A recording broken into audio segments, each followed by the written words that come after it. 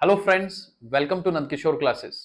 आज का लेक्चर बहुत ही इंटरेस्टिंग होने वाला है क्योंकि आज हम ज्योमेट्री के बेसिक कंसेप्ट को डिस्कस करने वाले हैं जिसमें बच्चों को कंफ्यूजन रहती है। लेकिन बड़े ध्यान से देखिएगा, तीन टर्म मैंने उठाई है यहाँ पर, लाइन, रे और लाइन सेगमेंट। इनमें डिफरेंस पढ़ते हैं क्या होता है। शुरुआत करते हैं लाइन से। सबसे पहले लाइन क्या होती है। देखिए, वो ना लाइन लाइन तो हम सारे बोलते हैं कि सीधी लाइन खींच देते हैं, लेकिन डिफरेंस जिसकी मैं बात कर रहा हूं भी, इस वीडियो में हम डिफरेंस बताएंगे। आप उस पर ध्यान दीजिए कि ये जो लाइन होती है ना, इसमें दोनों तरफ आपको एरो नजर आएगी। क्या नजर आएगी? एरो नजर आएगी। एरो का मतलब क्या होता है? Never ending. ना तो इसका कोई स्टार्टिंग पॉइंट है आपके पास, ना ही इसका कोई एंडिंग पॉइंट है। तो दोनों तरफ एरो का मतलब है इसको एक्सटेंड किया जा सकता है। और इसका नाम पता कैसे लिखते हैं? जैसे मान लो यहां एक पॉइंट ए है, ठीक है, एक पॉइंट बी है।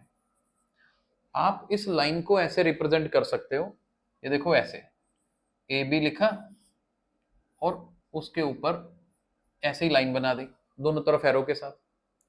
यानी कि इस लाइन को ए बी से रिप्रेजेंट किया जा सकता है।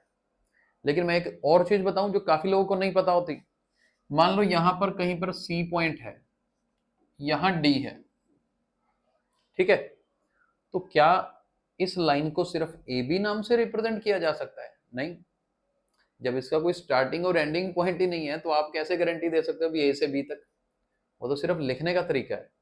आप इसको ऐसे भी रिप्रेजेंट कर सकते हो, सी डी के साथ भी, सी डी लिख के एरो लगा दो, both are representing same line, एक ही लाइन को रिप्रेजेंट कर रही है ये। अब मैं पूछूं क्या ये सिर्फ दो ही मेथड है इसको लिखने के? नहीं। आप ए सी भी लिख सकते हो क्योंकि ए और सी दो पॉइंट्स इसके ऊपर आ रहे हैं ना, तो it can be represented by A C as well. DB भी लिख सकते हो। तो देखो कितने तरीके हैं लिखने के। लेकिन अक्सर बच्चे जो है ना, इतना डेप्थ में सोचते नहीं है। जब दोनों तरफ एरो है, इसके ऊपर जो पॉइंट्स है ना, they are just parts of the line. और बड़े पार्ट्स हैं। बी को लास्ट थोड़ा, बी के राइट साइड में भी कुछ होगा, ए के लेफ्ट साइड में भी कुछ होगा, इसलिए किसी से भी लिखा जा सकता है। पहला पॉइंट आज का नोट कर लीजिए, बहुत इंपॉर्टेंट है। इसके बाद बात करते हैं रे की। रे में क्या होता है? Starting point is known. हमें स्टार्टिंग पॉइंट पता होता है। जैसे ये स्टार्टिंग पॉइंट है ओ, एंडिंग नहीं पता होती जी, दूसरी तरफ एरो होता है। हाँ, नाम लिखने के लिए यहां पर कोई एक पॉइंट ले लिया जी, ए ले लिया। इसको रिप्रेजेंट करेंगे कैसे? ओ से लेकर ए तक, यानी कि ओ ए, उसके ऊपर सिंगल एरो बनाएंगे ऐसे। दोनों तरफ एरो नहीं होगी, एक तरफ होगी, तभी रे को रिप्रेजेंट करेगा। अब स्टार्टिंग पॉइंट ओ है तो इसके स्टार्टिंग में हमेशा ओ ही रहेगा, इसको नहीं बदल सकते। लेकिन हाँ, अगर आपके पास यहां पर कोई पॉइंट बी भी होता तो आप इसको ऐसे लिख सकते थे, ओ बी।